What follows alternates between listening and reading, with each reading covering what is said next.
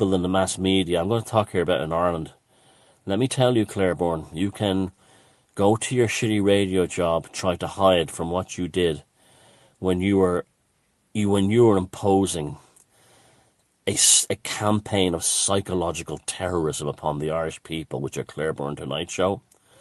When you had a perfectly intelligent woman come on to express perfectly rational issues she had with the needlecraft, and you addressed the nation that some people may be terrified of what they'll hear. They're not ready for it. They may be disturbed. Because you would not let that woman just have her say.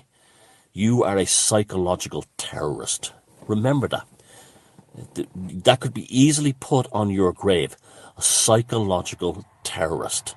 And the same goes for all the others in the state media and in all the other propaganda outlets like the Irish Times and everywhere else. You terrorized the Irish nation into a state of mass hysteria that led them towards an experimental medical treatment that's killing them and sterilizing them. How does that make you feel? It doesn't matter, because for the rest of your life, I feel sorry for you, actually, because even if you don't have that on your conscience, and you could pass it off by saying, well, how are we to know? We heard Jamie McCrell when he ambushed that guy on Radio Ulster, when he said to him, oh, you will be held accountable. And the guys in the Radio Ulster, the talk show host, started getting freaking out. We didn't know. I knew. Lots of people who watch my videos knew. How come you didn't know?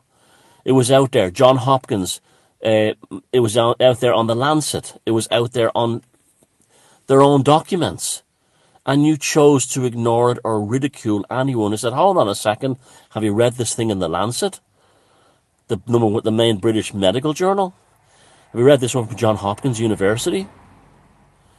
And you were instantly attacked.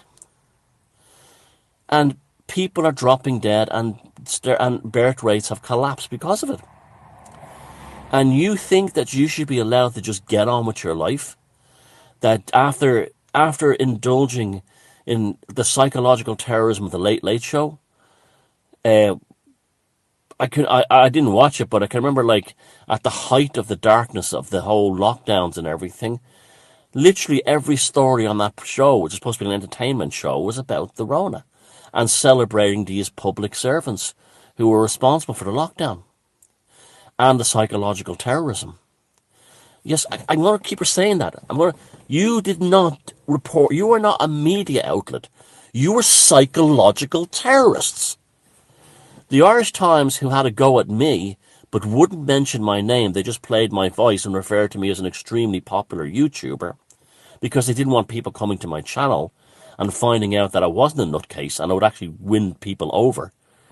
They were psychological terrorists.